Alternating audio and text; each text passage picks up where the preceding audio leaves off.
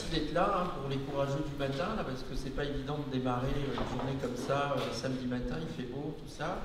Nous, on est très contents de pouvoir quand même lancer une journée de cet ordre-là. On pensait que c'était important, on s'est vu plusieurs fois avec Patrick Farbias, donc du réseau Sortir du colonialisme, donc pour préparer cette journée.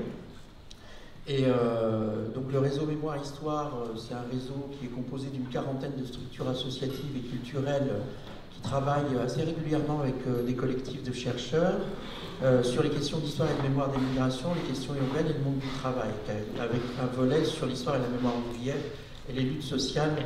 Voilà. Et on organise tous les 2 ans en général une biennale qui s'appelle le Printemps de la mémoire. Donc vous avez tous pris une brochure, il y a des informations à votre disposition.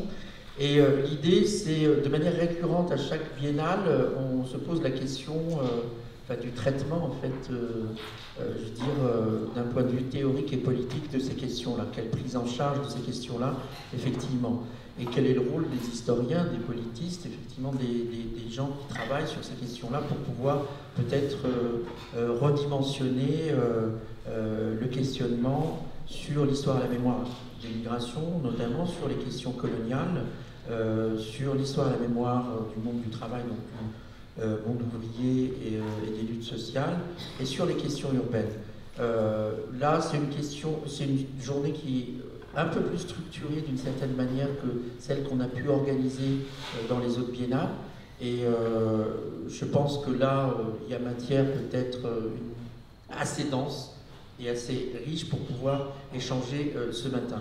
Pour nous, c'est aussi un approfondissement dans le cadre du travail que nous faisons depuis maintenant 11 ans, puisque c'est la 11e semaine anticoloniale et anti-raciste. Elle a bien commencé d'ailleurs, puisque la semaine dernière, dans ces mêmes salles, la création même de la semaine a été en lien direct avec un enjeu mémoriel qui était la loi du 23 février 2005, avec le bilan soi-disant positif de la colonisation dans son article 4, et qui a vu que d'immenses manifestations au Maghreb, en Afrique, aux Antilles et aussi en France ont abouti finalement au retrait de cet article, mais la loi subsiste, et enfin, on va avoir l'occasion évidemment d'en débattre tout de suite, mais pour nous donc sont d'abord un objet effectivement de lutte. L'histoire, ce n'est pas neutre, ce n'est pas à notre avis la seule affaire des historiens, et il faut effectivement aussi distinguer ce qui est une histoire de type scientifique avec une mise à distance et les affects, les enjeux politiques ou idéologiques qui aujourd'hui deviennent de plus en plus importants. Moi je travaille au ministère de la Ville et j'ai pris le relais d'un certain nombre de personnes qui se sont occupées et préoccupées de ces problématiques d'histoire et de mémoire dès le début des années 90. Je vois qu'il y a Manuel Diaz dans la salle, ça reste un acteur pour nous majeur qui dès le début des années 90 s'est préoccupé de cette question-là. Et c'est vrai que la question de l'histoire et la mémoire, elle a d'abord tenu à des individus qui un jour se sont préoccupés de cette question et d'essayer de fabriquer autour de cette question de l'action publique. Ça n'a pas été simple parce que toutes les institutions qui ont été reliées à la question de l'immigration ont vécu parfois des réformes successives, douloureuses, mais avec un peu de profondeur sur ces 20 dernières années, on peut dire quand même qu'autour des questions de politique autour du ministère de la Ville, du ministère de l'Intégration, il y a eu quand même une permanence et une préoccupation permanente autour de cette question des de l'histoire et de la mémoire qui a permis effectivement à un certain nombre d'acteurs associatifs de trouver un peu de répondants d'un point de vue institutionnel. Avec des périodes évidemment de régression et de périodes d'avancée. On peut dire qu'aujourd'hui d'ailleurs on est dans une période où le climat est plus serein pour débattre de ces questions-là, puisqu'on a connu des périodes, vous le savez tous, si vous êtes ici, c'est que vous vous préoccupez de cette question-là. On a vécu des périodes très difficiles, notamment, rappelez-vous, au moment des débats très tendus sur la question des apports positifs ou sur la question de la repentance qui nous était opposée dès lors qu'on souhaitait ouvrir un petit peu ce champ de l'histoire et de la mémoire et y introduire un peu d'action publique. Je vais pas aller, vu le temps qui est passé, je ne vais pas faire une intervention trop longue, juste vous dire que finalement, aujourd'hui, le ministère de la Ville se retrouve bien dans les différents enjeux que vous avez identifiés pour cette journée de réflexion. D'abord, effectivement, de faire le lien, et ça reste un lien qui est pertinent entre la question coloniale et la question de l'immigration, tout ce qui touche à la question des stéréotypes, des représentations. Et on utilise, nous, beaucoup la question de l'histoire et mémoire comme un levier pour traiter de la question des discriminations liées à l'origine réelle ou supposée des personnes. Donc ce champ d'histoire et de la mémoire nourrit aussi notre approche stratégique sur les questions de discrimination et permet de faire émerger ces problématiques d'inégalité de traitement. Donc ça, c'est un point important. Votre deuxième table ronde autour de la question urbaine et ouvrière aussi nous renvoie au lien évident qu'il y a à faire entre les questions d'histoire et mémoire et les questions sociales, de même que les questions spatiales. On ne peut pas ne travailler la question d'histoire et mémoire sans se préoccuper de la manière dont l'habitat et les problématiques d'habitat se structurent autour de la question de l'immigration, notamment avec la question des quartiers populaires. Et d'ailleurs, quand on a des opérations de renouvellement urbain dans les quartiers, une des problématiques qui sort, c'est la question de l'histoire et la mémoire, c'est la question de l'histoire du territoire. Ça reste un point important. Et enfin, dernier enjeu pour nous, c'est la question de la transmission, qui reste une préoccupation aujourd'hui, c'est-à-dire qu'on a du mal quand même à mobiliser la jeunesse autour de ces problématiques. Et ça reste un enjeu pour nous, en matière, que ce soit d'un point de vue pédagogique, comment mobiliser la jeunesse, et ça nous renvoie à un enjeu de citoyenneté autour de ces questions d'histoire et mémoire. Le débat est autour de la question des questions coloniales et postcoloniales. Cette affaire est un enjeu important dans la mesure où il y a aujourd'hui une véritable lutte sur ces questions d'enjeux mémoriels. Il y a une bataille dont on va voir d'ailleurs le 19 mars, la semaine prochaine, les effets, c'est-à-dire qu'à travers la mémoire de la guerre d'Algérie, il y a une véritable, dans 150 villes, c'est assez peu connu, mais c'est extrêmement important, des batailles autour de l'enjeu de stèles, de monuments, des rues, de noms de rues qui sont faits à la gloire de l'OAS ou à la gloire de l'Algérie française. Donc, les centres administratifs de rétention, qui sont le produit en ligne directe, peu de gens le savent, y compris peut-être ici, de la décision d'internement administratif en Algérie en 1834, c'est-à-dire 4 ans après la conquête. Et finalement, quand on étudie l'histoire de l'internement administratif, eh bien, on découvre qu'aujourd'hui, c'est en ligne directe avec les centres de rétention. On pourrait citer d'autres sujets comme les brigades anticriminalité, qui sont la succession de brigades nord-africaines dans les années 30 et qui se sont transformées dans les années 50 en brigades contre les violences, etc., et les agressions, enfin, etc., etc.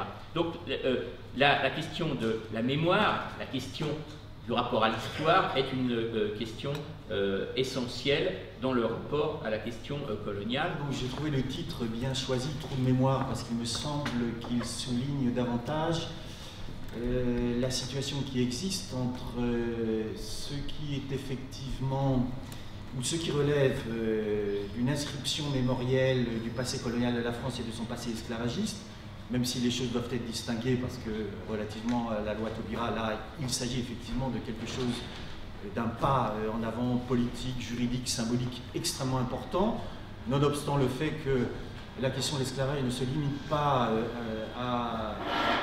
à l'esclavage triangulaire, etc., et que l'abolition de 1848 est évidemment extrêmement importante, mais qu'il y a un esclavage qui a perduré par la suite et qui a perduré sous la Troisième République, avec l'assentiment, la contemplation et l'exploitation d'un esclavage domestique en Afrique occidentale française notamment, et que cette mémoire-là, très particulière de cet esclavage domestique qui perdure sous la Troisième République, à ma connaissance, mais je parle sous votre contrôle, est assez peu inscrite dans l'espace mémoriel et commémoriel. Bref, Hormis cela, donc, il y a effectivement relativement aux commémorations des trous, et des trous très significatifs, même si il y a eu lentement et à la suite de batailles longues, difficiles, quelques avancées ici et là relativement au 17 octobre 1961 au 8 mai 1945. Donc des trous, mais qui soulignent ceci, et le décalage à mon avis réside sur ce point particulièrement, que contrairement à ce que disent beaucoup de politiques responsables, hommes ou femmes, de droite comme de gauche, lorsqu'ils sont interpellés sur ces affaires, la réaction quasiment pavlovienne qui est la leur est souvent de rétorquer « les historiens doivent travailler ». Ce qui est à chaque fois un propos qui, moi, me laisse pantois, d'une part parce que, relativement aux historiens et plus largement à ceux qui s'intéressent au passé colonial de la France, qui ne relève pas uniquement de l'histoire d'ailleurs, universitaires, chercheurs, professeurs dans les lycées, nous n'attendons généralement pas les injonctions du pouvoir politique pour travailler sur les sujets qui nous intéressent. Et deuxièmement, ils ont travaillé et ils travaillent depuis très longtemps. Et de ce point de vue-là, pour le dire en des termes sans doute un peu martiaux, la bataille pour la connaissance, elle est sur un certain nombre de points significatifs, elle est d'ores et déjà gagnée. Ça ne veut pas dire qu'il ne faille pas continuer évidemment à travailler, mais beaucoup de choses sont connues, beaucoup de choses sont établies. Reste que, il y avait, tu as participé il y a 2 jours, je crois, ou avant-hier, à un débat qui portait sur, si le titre est bien celui-là, décoloniser les imaginaires. La chose me paraît juste, j'aurais presque envie, alors je vais m'en expliquer parce que ça peut paraître immédiatement provocateur, de dire qu'il faudrait sans doute coloniser l'histoire. En ce sens que, dans ma discipline notamment, et pendant très longtemps, en tout cas dans ma discipline institutionnelle en tout cas, qui est la science politique, une espèce d'auberge espagnole un peu bizarre, dans laquelle se trouvent des choses tout à fait hétérogènes, mais passons. Jusqu'à relativement récemment, il se trouvait des historiens, des politistes donc, capables d'écrire l'histoire politique de la Troisième République,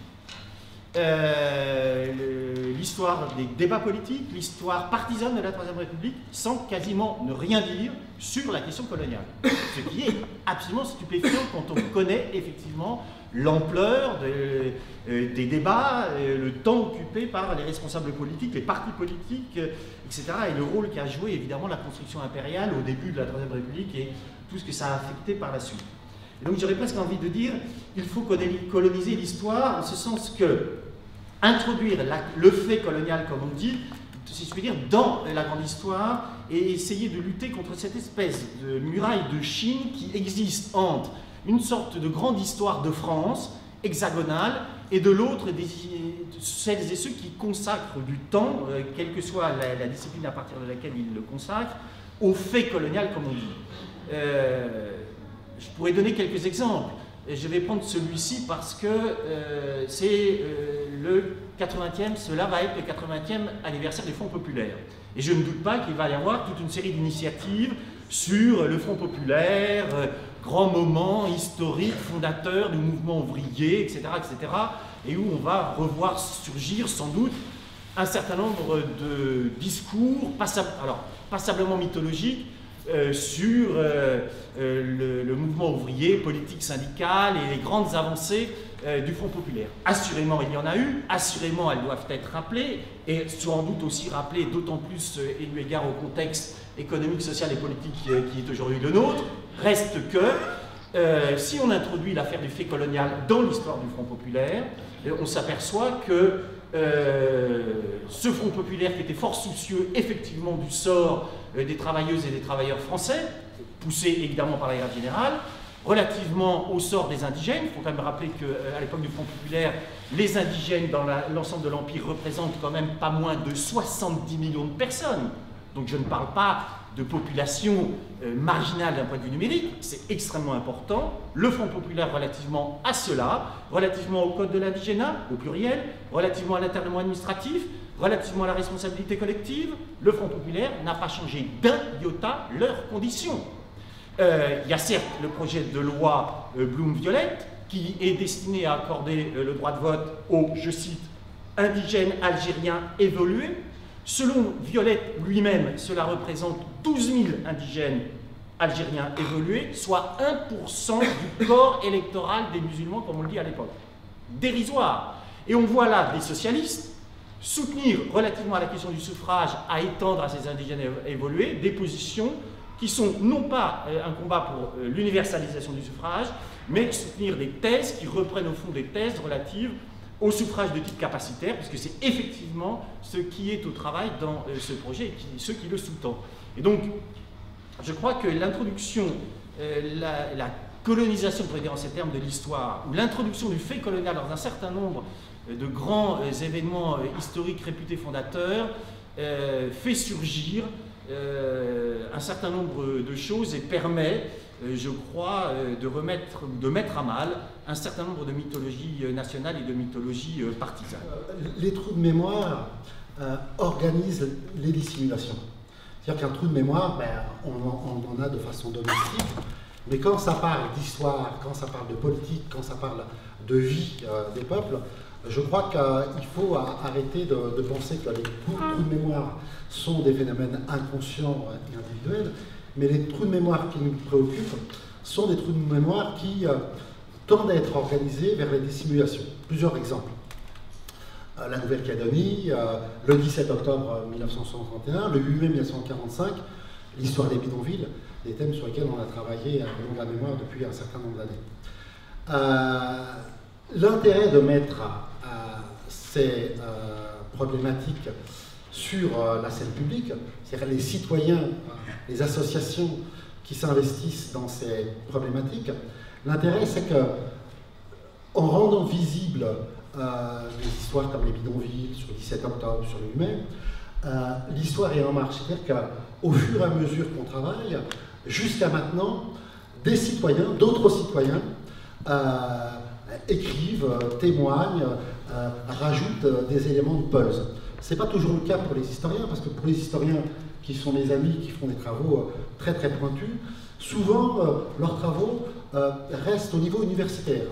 Mais le travail des associatifs permet l'intervention citoyenne et permet de collecter un certain nombre de choses. Alors, sur ces trous de mémoire et cette organisation des dissimulations, le 8 mai 45.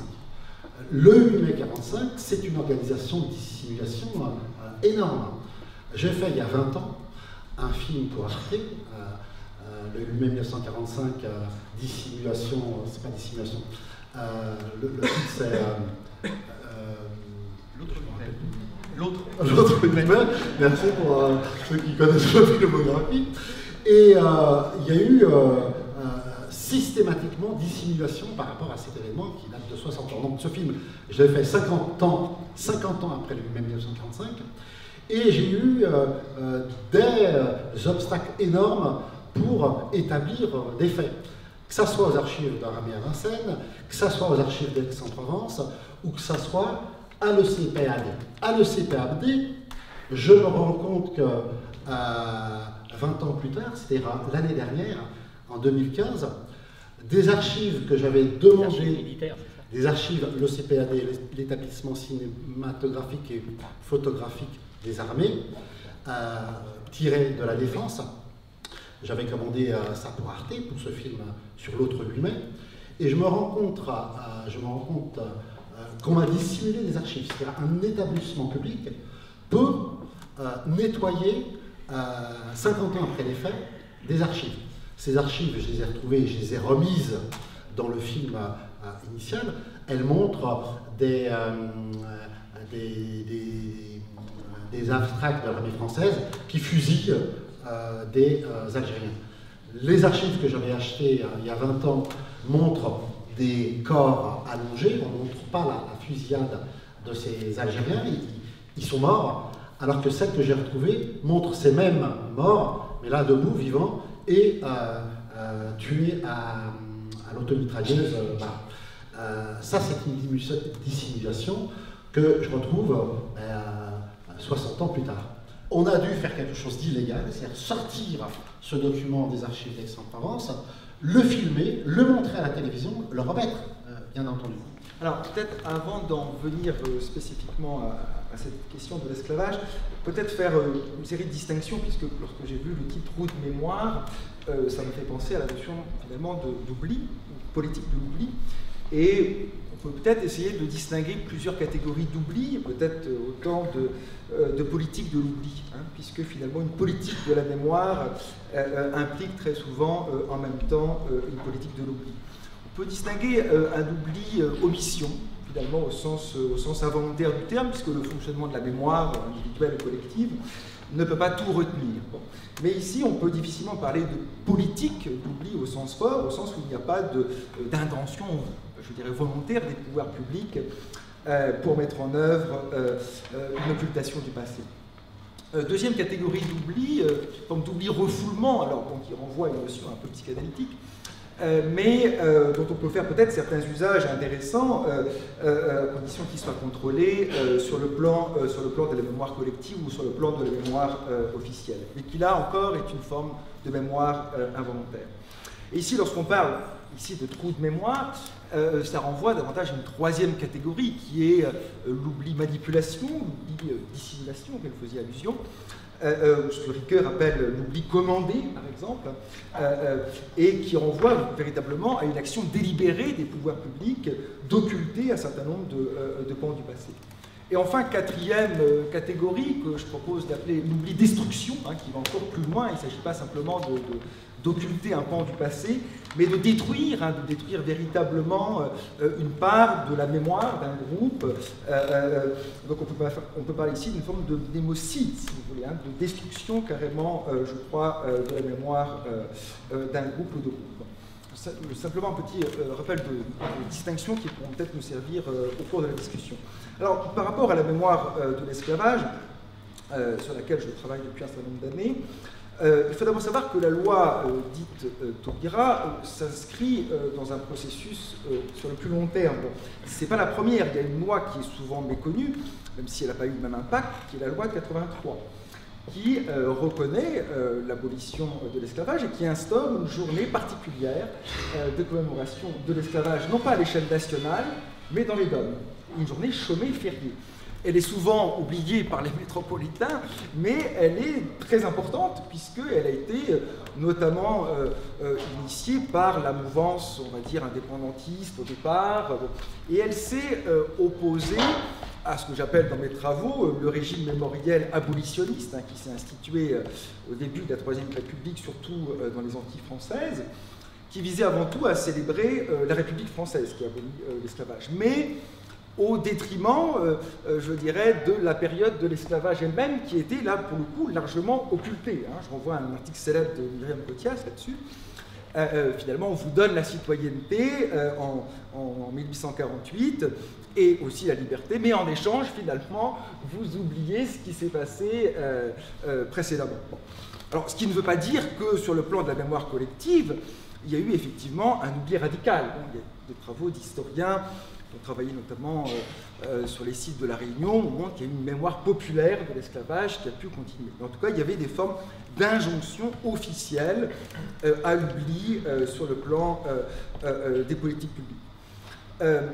Donc, la loi Taubira s'inscrit donc dans un processus plus long. Par contre, ce qui est tout à fait nouveau, c'est qu'on a assisté dans les années 50-60 à l'émergence d'un nouveau, ce que j'appelle un nouveau régime mémoriel, qui est nationaliste, anticolonialiste et qui a été pensé, qui a été institué dans la mouvance communiste, nationaliste, antillaise et réunionnaise. Et là, ce n'est pas la République abolitionniste qui est célébrée, mais les luttes anti-esclavagistes, les héros de couleur, Delgrès, Toussaint, etc., qui sont mis en avant.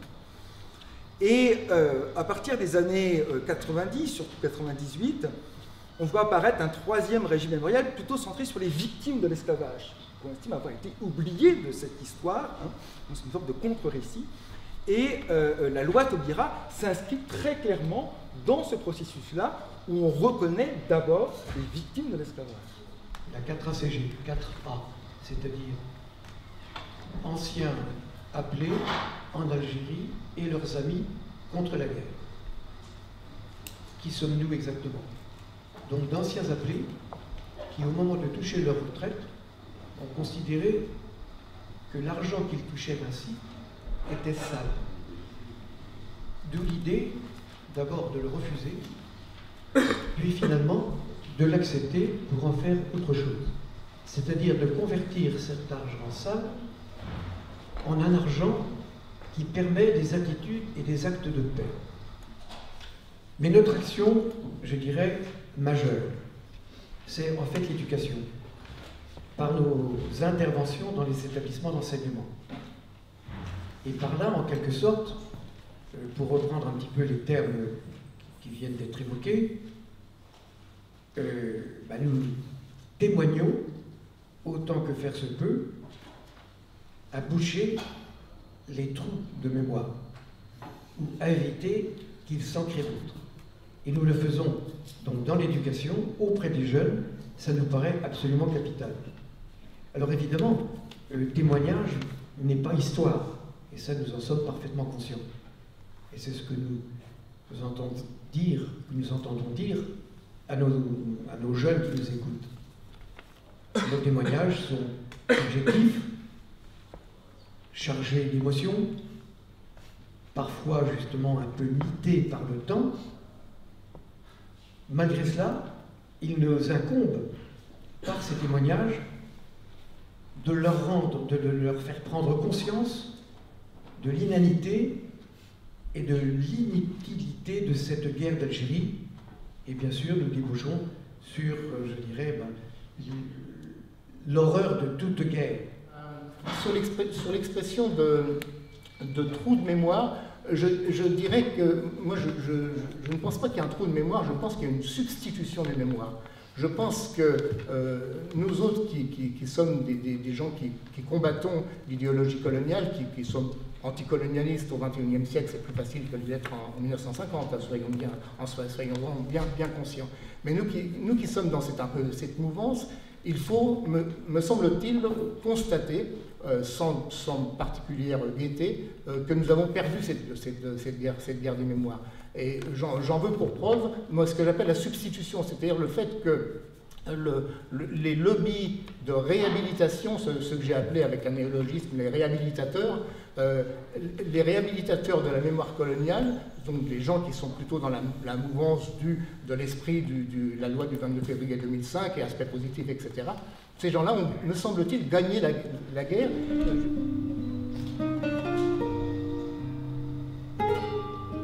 Entre deux brises, soulevant légèrement le voile de tes lèvres, j'ai cru y percevoir du rouge à rêve. Et s'ouvre alors comme sur un pays sans visage, les blessures des mots pris entre le déclin du jour et la nostalgie du matin. Sur cette question même des trous de mémoire, je pense qu'on manque de recherche. On manque aussi de recherche pour savoir comment ça se passe. Il faut éviter quand même la logique, vous voyez, du complot par le fait où il y aura effectivement, ce qui a été abordé tout à l'heure, c'est bien évident, il y a des enjeux politiques extrêmement forts qui visent à occulter un certain nombre d'éléments tout à fait fondamentaux dans l'histoire contemporaine de la France. Mais il y a aussi des formes d'occultation qui peuvent, bon évidemment moi j'ai en tête, puisque j'ai beaucoup travaillé récemment sur l'histoire du clown chocolat, donc le premier artiste noir de la scène française. Quand on réfléchit sur les modes d'oubli, par exemple, eh bien on s'aperçoit que c'est compliqué. Il y a énormément de facteurs qui rentrent en ligne de compte. Il n'y a pas quelqu'un qui tire les manettes tout en haut et qui dit on va célébrer ça, on va masquer ça. C'est des phénomènes compliqués aussi à appréhender. Enfin, je ne vais pas insister beaucoup là-dessus parce que ça nous amènerait trop loin, mais il se trouve que effectivement, donc il y a un combat qui a commencé à être mené dans les années 80, qui concernait d'abord l'institution historienne elle-même, puisque, à titre d'anecdote, quand j'ai fait ma thèse donc, sur l'immigration en Lorraine, on me disait, mais tu es fou de faire une thèse là-dessus, on ne peut pas faire carrière avec un sujet comme celui-là. Bon, donc on voit bien qu'il y avait aussi un enjeu qui d'ailleurs est vrai pour d'autres thèmes, évidemment ce n'est pas exclusif, et ce qu'on constate aussi très souvent, j'ai écrit aussi là-dessus, c'est que très souvent ce sont les militants de la mémoire en fait qui parviennent à faire évoluer les objets canoniques de la discipline. Si vous prenez même l'histoire ouvrière, au départ a été faite par des syndicalistes, l'histoire des femmes ou du genre par des féministes, et ainsi de suite. Même l'histoire de la Shoah a été faite par des gens porteurs d'une mémoire. Donc il y a une articulation entre les deux niveaux qui, moi, me semble tout à fait essentielle, sans pour autant qu'il faille confondre les deux sphères. Ça, c'est un point, c'est pour ça que je tiens à la distinction histoire et mémoire. Toujours est-il que mon livre, Le Creuset français, le premier chapitre s'appelle « Non-lieu de mémoire ». Et j'avais fait une analyse également un peu bibliographique, des articles, des thèses qui avaient été faites là-dessus, il y avait quasiment rien. Donc, je voudrais revenir tout d'abord sur ce que Gérard Mariel a évoqué en introduction de cette table ronde, parce que je crois qu'effectivement, vous avez raison de dire qu'il y a une responsabilité assumée, et je pense que vous avez votre part dans cette responsabilité assumée, parce que je fais partie de ces universitaires descendants d'indigènes, dont les parents sont nés en Algérie coloniale, et qui a découvert, lorsque j'ai avancé dans ma formation et que je me suis entichée de l'idée de faire un jour une thèse, que, en fait, dans Le Creuset français, vous avez un chapitre dans lequel, finalement, l'approche que vous faites de la production scientifique peut apparaître comme profondément dissuasive pour des personnes comme moi, échappées. Et donc, au fil de mes échanges avec beaucoup de collègues, de jeunes collègues d'ailleurs, jusqu'à présent, je me rends compte que votre texte a eu un impact extrêmement violent sur beaucoup de jeunes chercheurs et sur beaucoup de personnes qui ont voulu un jour faire ce travail, justement, d'exploration, à la fois en tant qu'historien, en tant qu'anthropologue ou en tant que sociologue. Donc vous avez raison de dire qu'à un moment donné, il faut assumer les responsabilités qu'on a eues dans le balisage d'un champ, dans sa construction, et parfois aussi dans les logiques de contention et de rétention qu'on a pu avoir à l'égard de certains qui ont décidé qu'à un moment donné, ils avaient une contribution à apporter à ce champ-là. Alors non seulement, effectivement, je ne suis pas la seule à avoir lu certains de vos textes comme une sorte de questionnement et de remise en cause de ma légitimité en tant que chercheur. Mais il se trouve, et c'est précisément parce que je suis dépositaire d'une mémoire que la question se pose. Autrement dit, je n'ai pas oublié d'où je venais, qui j'étais. J'avais une épistémologie située que j'ai d'emblée mobilisée dans mon travail et qui m'a été reprochée par les institutions qui financent la recherche. La question qui est posée, c'est comment on définit un objet de recherche. Hein? Et on a le droit de diversifier aussi les objets de recherche qu'on construit. Je veux dire, l'amalgame de tout ramener, de voir partout, ou la question coloniale, ou la question du genre, etc., ce n'est pas, excusez-moi, mais des critères sérieux et pertinents dans le monde de la recherche scientifique, où on aboutit à une recherche qui est une forme de dénonciation. Et moi, j'ai toujours refusé ça. J'ai toujours défendu l'autonomie de la recherche. Le travail des chercheurs est essentiel. Après, il y a des débats contradictoires dans la recherche, mais ça, c'est la vie. Sans le travail des chercheurs, une partie de la bataille pour la reconnaissance n'aurait jamais eu lieu. Et je voudrais ici, au nom des associations que je représente, remercier l'ensemble des chercheurs qui se sont souvent battus avec presque rien, parce qu'au départ, effectivement, ces travaux n'étaient pas reconnus.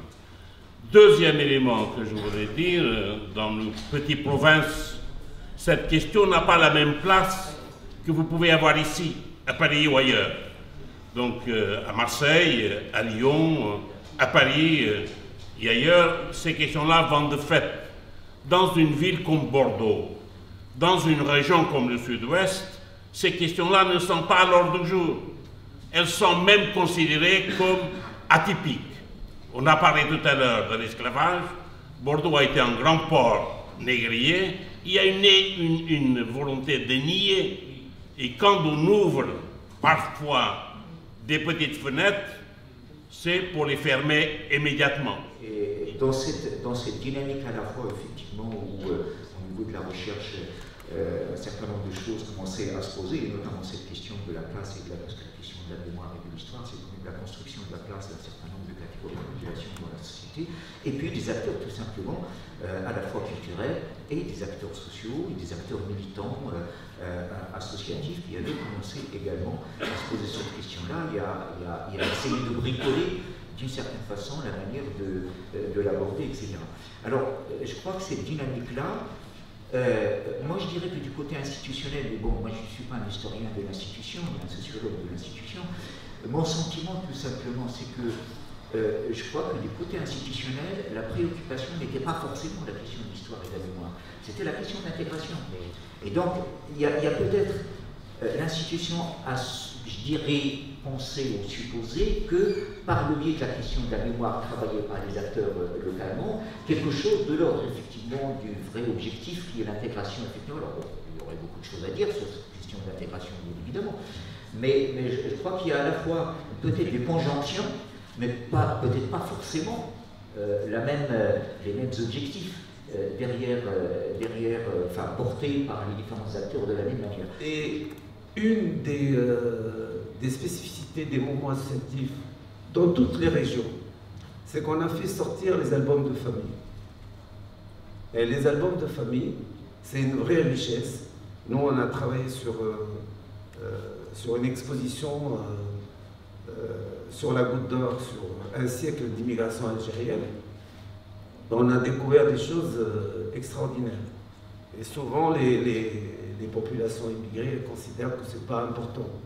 En fait, c'est très important. On a découvert, par exemple, ce qui se disait dans les livres, les couples mixtes, par exemple, des années 20-30. En allant vers les familles, on découvre des histoires qui ne sont pas racontées. Et donc, est-ce que c'est un travail d'historien ou pas? Est-ce que c'est un travail utile ou pas? En tout cas, un des rôles joués par les associations, c'est d'être des défricheurs par rapport à ça. Travaillant sur un territoire tel que la Seine-Saint-Denis, on tombe forcément sur l'histoire de l'immigration.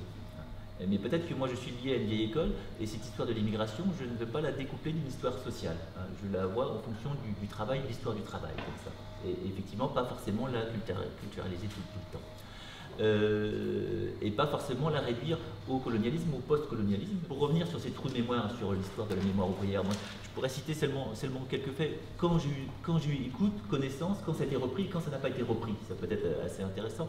Bon, j'ai travaillé donc sur la marche des sidérurgistes de Lorrain en 1979 à Paris, qui est improprement parlé marche des sidérurgistes de Lorrain à Paris, puisqu'il n'y avait pas que des sidérurgistes, il n'était pas que Lorrain, et ça n'a pas lieu qu'à Paris. Il y avait une dimension banlieusarde aussi extrêmement importante, parce qu'il y a eu des rassemblements préalables à Pantin, Saint-Ouen, Ivry.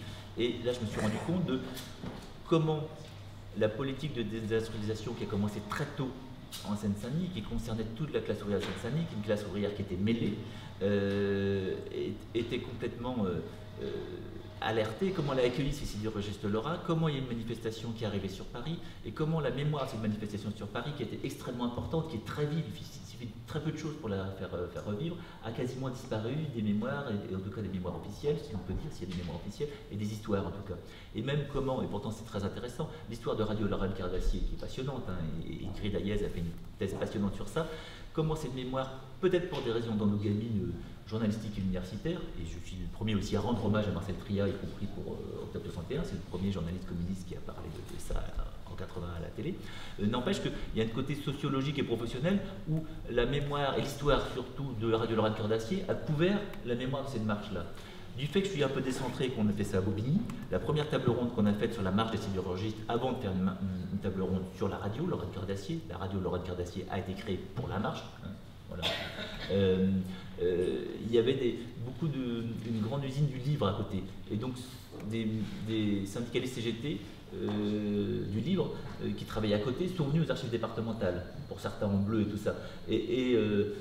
En fait, c'est eux qui s'occupaient du service d'ordre en 1979, donc ils avaient beaucoup de choses à dire. Et là aussi, il fallait aller contre des stéréotypes, contre le méchant, il était parfois méchant, contre le service d'ordre de la CGT. Et justement, c'était très intéressant de donner à des gens qui n'ont pas la parole, qui s'occupent tout simplement des services d'ordre, mais qui sont des prolos du livre aussi, comme ça, et qui avaient beaucoup de choses à dire sur les violences hyper médiatisées dans Paris, qui ont permis d'occulter. Et la question de la violence et de la délinquance mise par Jacques Chirac en 1979 était aussi importante, et une manière d'étouffer la marche et ses prolongements. Si elle a été avortée, il y a eu d'autres problèmes. Donc voilà, je suis tout de suite constaté que cette mémoire et cette histoire étaient très présentes dans des professions, dans des syndicats, et je rends hommage parfois aux instituts CGT d'histoire sociale qui prennent parfois en charge avec des succès ou des insuccès, cette mémoire, cette histoire. Hein, donc, et comment cette mémoire ouvrière extrêmement importante de 1979, qui est un moment crucial de l'histoire de France, hein, a été négligée, mise en friche, et parfois quand elle réémerge, c'est au travers de l'histoire d'une radio, ce qui est un peu ténu.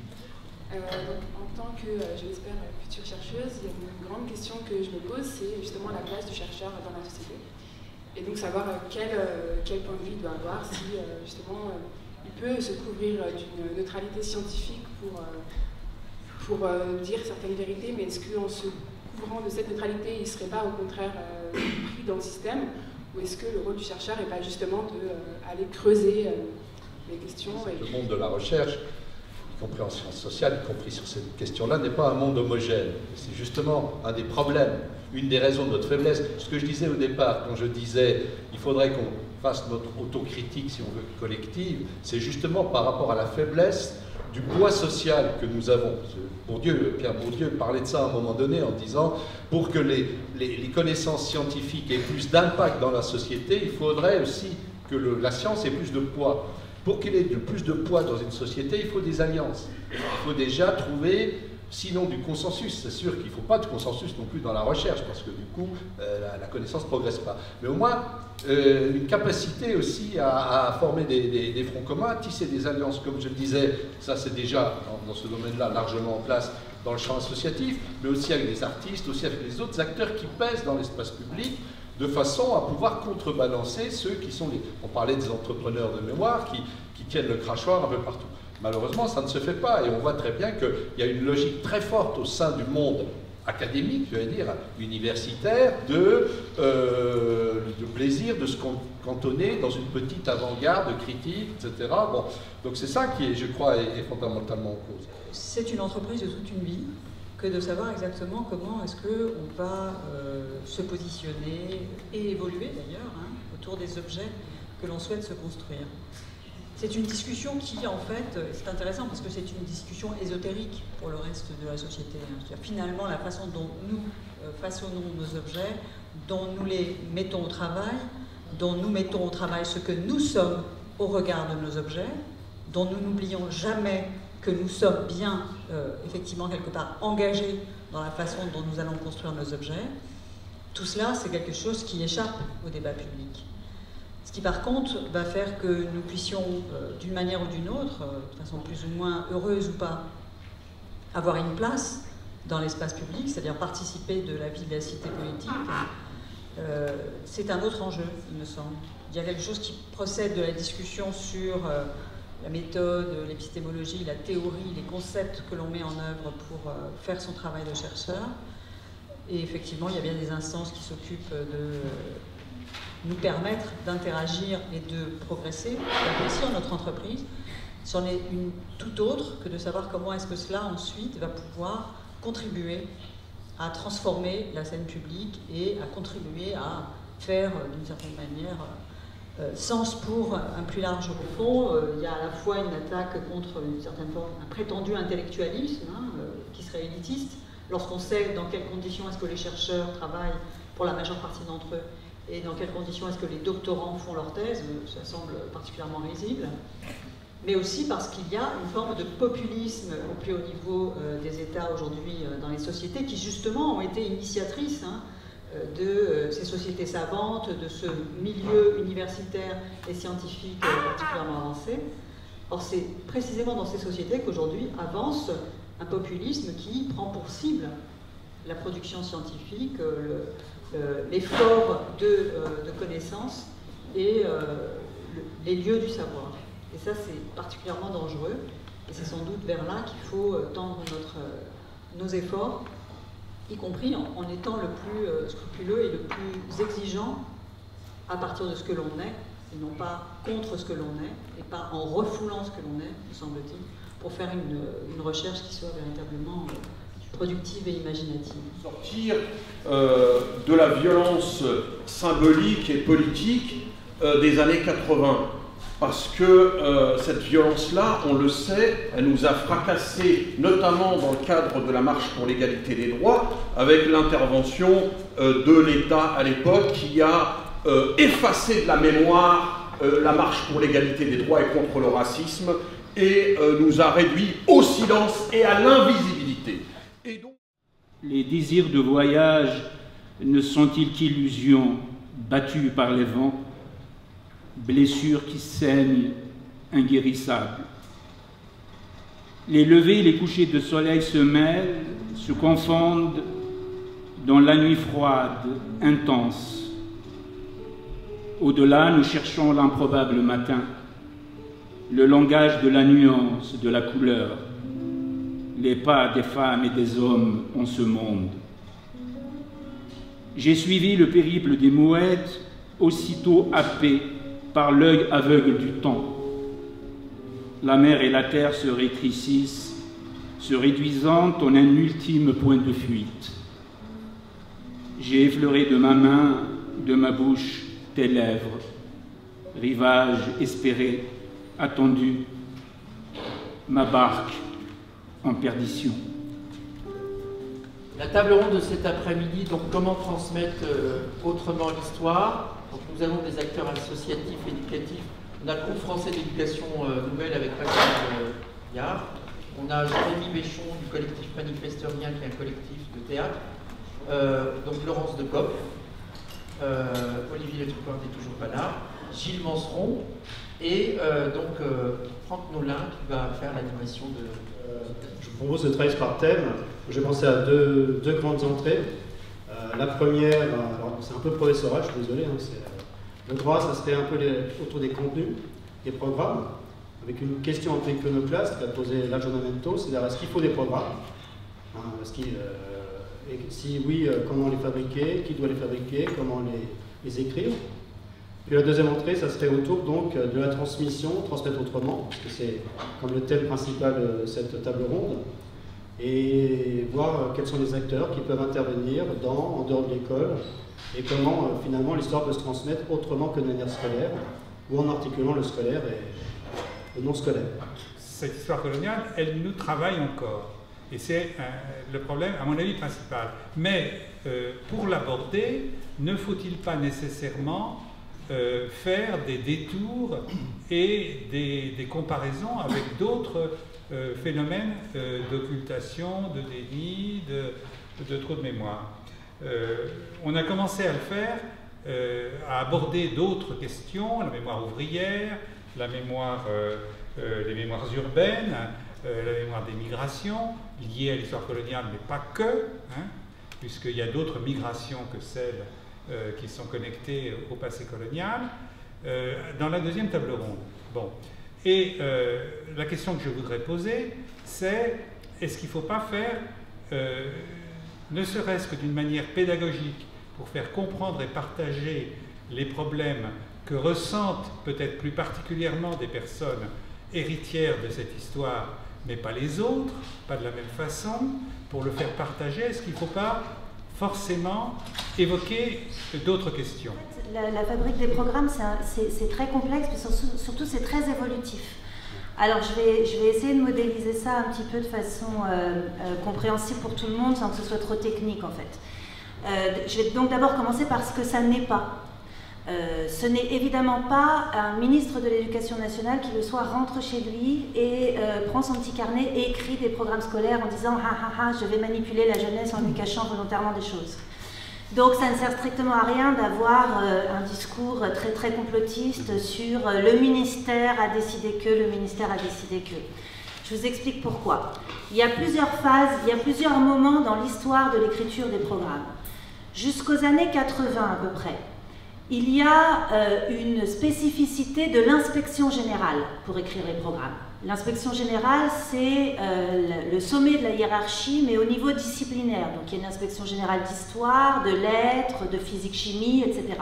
C'est un corps traditionnel, très prestigieux, d'héritage napoléonien, très soucieux de ses privilèges. Et donc pendant très très longtemps, l'inspection générale a été fortement liée au monde universitaire. Généralement, c'était les mêmes acteurs. Et c'était eux qui étaient chargés d'écrire les programmes. Alors, ils se consultaient entre eux, voilà, ils écrivaient leurs programmes en prise vraiment assez direct avec ce qui se faisait à l'université, et puis il le soumettait au ministère, et généralement le ministère était plutôt d'accord, ou alors demandait quelques retouches ci et là. Ça dure comme ça jusqu'aux années 80. C'est l'une des raisons pour lesquelles d'ailleurs il n'y a pas forcément de controverse très très forte sur l'enseignement d'histoire. Il y en a en interne, hein, dans les coulisses, hein, parce que parfois c'est très chaud entre eux et entre les universitaires, mais c'est vrai que ça n'éclate pas médiatiquement. Hein, donc les gens sont pas forcément, la société civile n'est pas forcément au courant de ce qui se trame dans les coulisses du ministère.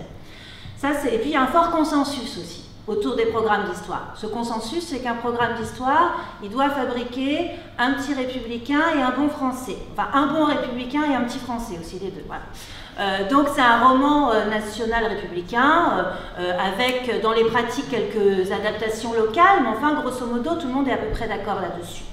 C'est comme ça jusqu'à la fin des années 70 à peu près, où là, justement, les mouvements pédagogiques, post-68, hein, c'est évidemment une période où il y a un très très fort militantisme pédagogique pour changer l'école, pour la démocratiser, pour la massifier, et donc l'école va s'ouvrir à beaucoup plus d'enfants, vous le savez, notamment dans le secondaire, hein. Et là, à ce moment-là, les questions vont se poser autrement, parce que tout à coup, on a des enfants d'ouvriers qui arrivent, et puis surtout, on a des petits immigrés. Et là, la question d'enseigner un roman nationalo-républicain, elle n'est plus si évidente.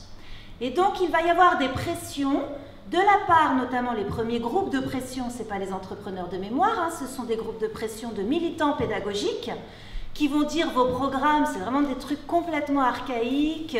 D'ailleurs, ça embête tout le monde. On avait fait des enquêtes au niveau des lycéens au moment de 68. Les lycéens, ils avaient tous fait remonter le fait que la pire des matières, c'était l'histoire, qu'il fallait apprendre par cœur, que c'était des dates, etc. Bref, c'était complètement ronronnant.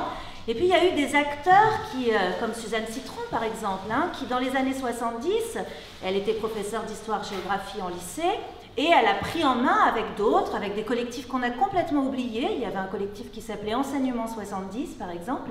Ils ont pris en main cette idée qu'il fallait réécrire les programmes avec justement des réflexions pédagogiques.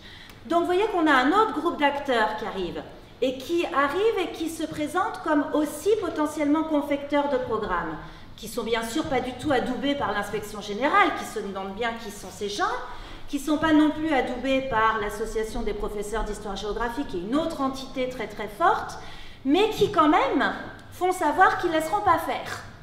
Donc on a cette nouvelle sphère qui intervient et qui fait que les programmes vont prendre une coloration un petit peu plus moderne, un petit peu plus ouverte aux nouvelles pédagogies, moins politique, moins événementielle, et vont s'ouvrir à ce qu'on appelle du thématique. Alors c'est la période, par exemple, à l'école primaire de l'éveil, et puis dans le secondaire, c'est une période qui s'appelait Histoire, Géographie, Sciences sociales. Et donc quand on regarde les programmes, on a par exemple l'histoire des transports de l'Antiquité jusqu'au 19e siècle. Voilà, c'est des grandes coupes comme ça, ils avaient réussi à obtenir ça. Et puis ça explose. Ça explose à la fin des années 70. Ça explose parce qu'il y a un retour d'une autre grosse sphère, la sphère politique et la sphère médiatique cette fois, pour dire non mais c'est pas possible d'enseigner l'histoire comme ça. C'est peut-être vous connaissez ce débat, c'est Alain Decaux qui pousse un cri du cœur dans le Figaro magazine, et ce cri du cœur c'est on n'enseigne plus l'histoire à nos enfants. Et ça provoque des débats politiques incroyables parce que pour la première fois ça rentre au Conseil des ministres. C'est déjà dans la campagne électorale de Mitterrand, qui promet dans ses promesses électorales qu'il va réformer l'enseignement de l'histoire. Et en 83, son conseiller, c'était Max Gallo déjà, et en 83, il fait savoir qu'il faut absolument tout refondre. Et donc, il y a à nouveau tout un tas de tractations, etc. Et l'une des questions qui est la plus brûlante et qui va dicter la réécriture des programmes dans les années 80, c'est qu'est-ce qu'on fait avec les enfants immigrés.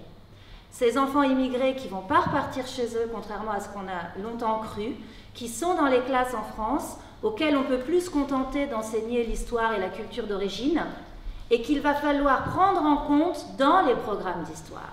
Comment est-ce qu'on les prend en compte? Comment est-ce qu'on prend en compte le fait qu'ils soient là? La sphère s'élargit d'écriture de programme. La sphère s'élargit parce que même s'il y en a qui n'interviennent pas directement sur la partition, c'est quand même ultra médiatisé, et donc tout cela commence à être mis sous surveillance. Et à ce moment-là, à partir du moment où c'est mis sous surveillance, par les médias, qui font plein d'articles de journaux sur l'enseignement de l'histoire. Alors évidemment, à chaque fois, c'est une catastrophe, tout ce qu'on nous cache, tout ce qu'on nous dit, etc. Par les médias, par les revues pédagogiques, par les associations, notamment les associations militantes sur la question de l'immigration, etc. Donc les programmes passent sous vigilance forte. Du coup, les commissions qui vont être chargées de réécrire les programmes s'ouvrent à des auditions beaucoup plus larges. Et elles vont auditionner des gens qui ne sont pas forcément liés au monde universitaire, qui commencent à être liés au monde associatif et au monde pédagogique. Et puis au bout d'un moment, dans les années 90, on se dit, bon, ça devient tellement compliqué d'écrire des programmes scolaires qu'on va fonder une organisation spécifique pour écrire les programmes scolaires. C'est la naissance du Conseil national des programmes. Alors là, c'est une sorte de circuit. Mais vraiment, alors moi j'ai appelé ça, dans ma thèse, j'ai appelé ça un circuit de refroidissement, c'est assez extraordinaire. C'est-à-dire qu'il y a des questions chaudes dans la société, et puis il y a le CNP, qui décide de travailler. Et alors on a différentes temporalités, et le CNP il travaille à sa petite routine administrative, ce qui fait quand il y a une question très chaude comme la guerre d'Algérie par exemple, et notamment le colloque de la Ligue de l'enseignement de 92, il n'y a rien qui passe au CNP. Eux, ils sont là, bon, oui, mais alors là, est-ce qu'on met une heure là, est-ce qu'on met une nanana. Et donc, on a des programmes qui sont écrits dans une sorte de routine administrative toute tranquille. Finalement, ça marche pas si mal à l'arrivée. Et les programmes qui sortent sont des programmes qui ont été vraiment, pour le coup, vu qu'ils ont mis à peu près 3 ans à être écrits, si vous voulez, donc ils ont été bien réfléchis, bien discutés, bien négociés, bien refroidis, voilà.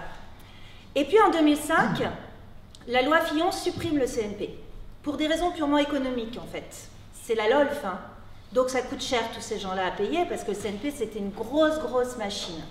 Et à ce moment-là, à nouveau, l'inspection générale, le ministère, l'association des professeurs d'histoire-géographie reprend la main, et les commissions d'écriture sont des commissions restreintes, même si elles commencent à réauditionner de plus en plus de gens. Et puis le dernier acte, c'est là, avec les derniers programmes, Payon arrive, il se dit, je vais refonder une organisation chargée d'écrire les programmes, je vais changer de nom pour pas qu'on dise que je fais comme les copains, donc je vais l'appeler le Conseil supérieur des programmes, et plus simplement national. Mais la grosse différence avec le Conseil national des programmes, la grosse différence, c'est que dans le CSP, il y a pour la première fois dans l'histoire de l'écriture des programmes, 6 parlementaires. Il y a 3 sénateurs et 3 députés. Et ça, c'est absolument inédit, parce que jusque-là, on a toujours essayé de laisser le Parlement en dehors de l'affaire, et justement de ne pas laisser le Parlement légiférer en termes de programme. Et là, ils entrent. Alors, très dosés, hein, 3 sénateurs, 3 députés, 3 à droite, 3 à gauche, etc. Ils sont là. Ils sont là et le CSP, en fait, devient une organisation qui existe encore, hein, mais devient une organisation qui passe directement sous une tutelle politique très forte. Et c'est l'une des raisons, et pas la seule, hein, on peut en reparler, mais c'est l'une des raisons pour lesquelles les derniers débats sur les programmes d'histoire, au printemps dernier, ont été d'une extrême violence, je disais hystérie, hein, ils ont été d'une extrême violence aussi parce que l'un des... c'était un sénateur, hein, ouais. L'un des sénateurs qui à ce moment-là avait déjà en tête qui venait d'être nommé comme l'un des responsables d'éducation du groupe Les Républicains, avait été mandaté pour faire fuiter les programmes du CSP, ce qu'il a fait en avril. Et donc ça a créé une controverse énorme, avec toute la suite que vous avez vue, la mise en main du ministère Valls, etc., Pierre Nora, etc., je ne reviens pas là-dessus. Mais enfin, ce qui est d'intéressant, c'est que là, on avait pour la première fois, contrairement au CNP, on avait pour la première fois véritablement des acteurs de la c'est même pas la politisation, c'est des acteurs de la politique politicienne dans le Conseil supérieur des programmes. Parmi les textes qu'il nous faut travailler, le discours du 30 octobre 1940 de Pétain qui justifie la collaboration. Première initiative, je donne le texte complet, je ne donne pas les extraits. C'est-à-dire que je refuse de donner un texte tronqué par des auteurs de manuels, on y reviendra peut-être après, et éventuellement par les programmes.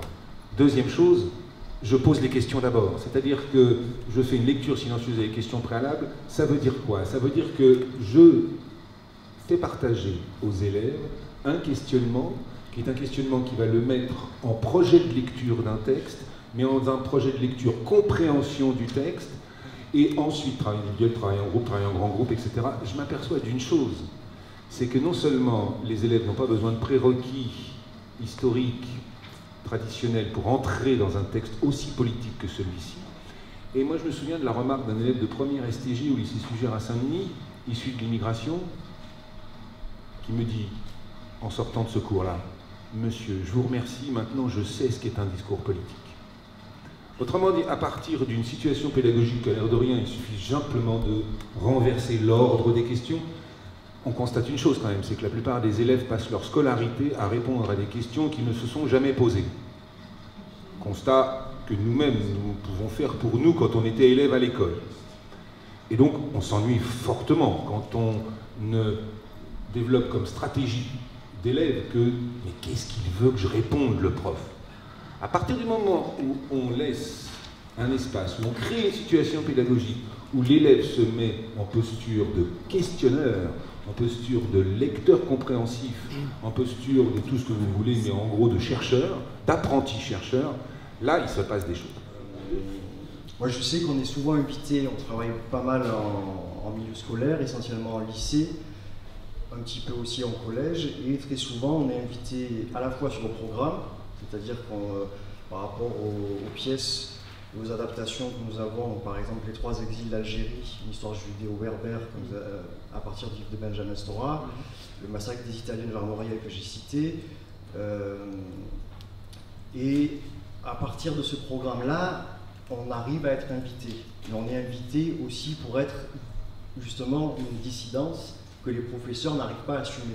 C'est-à-dire qu'on est aussi souvent invité sur une pièce qui s'appelle La domination masculine, qui est l'adaptation du livre de Pierre Bourdieu et des textes de Tassadit Yassine, avec qui j'ai travaillé. Et très souvent, les professeurs nous disent ils ont vu notre travail, ça s'est fait par le bouche à oreille, il n'y a pas eu d'injonction, on n'a pas été envoyé, comme beaucoup d'autres de nos collègues.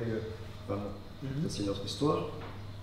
Et du coup, ça permet, à chaque fois, moi j'entends les professeurs dire c'est super puisque je ne peux pas aborder ça. Si j'aborde ce sujet-là, je vais avoir derrière moi mes supérieurs, les parents d'élèves, ça va être terrible. Donc ils peuvent à peine aborder, par exemple, l'islamophobie. Aujourd'hui, les questions de sécurité, d'insécurité, toutes ces questions-là de domination sociale et symbolique, on permet de les désamorcer. Enfin, de les désamorcer, c'est une double détente, puisqu'on peut, à travers le théâtre, rentrer directement dans une violence, par le biais de l'humour, par le biais de la mise en scène, on peut rentrer directement dans une violence du monde social que le milieu scolaire, lui, ne peut pas directement aborder. On a assisté à des discussions et des échanges assez riches et très intéressants, et je pense qu'ils ont dû apporter quelques pistes et quelques éléments de réflexion pour le public, parce que l'articulation qu'on a essayé de mettre en place aujourd'hui entre historiens, politistes, philosophes, acteurs associatifs et collectifs, qui pouvaient se retrouver aussi dans la salle, mais pas que, elle est suffisamment vitalisante pour pouvoir peut-être permettre un dialogue et des ouvertures pour l'intervention, je veux dire, sociale, politique, culturelle, militante sur ces questions-là, aujourd'hui. Et je crois que les participants et les intervenants, ça leur a donné aussi des idées pour peut-être commencer à penser encore de manière un peu plus, peut-être systématique, et ça, ce serait le bonheur si ça pouvait se faire comme ça, ces regards croisés et cette pluralité d'analyse pour peut-être construire une intelligence collective plus opérationnelle, plus agissante, pour changer un peu l'état des choses, quoi. Voilà.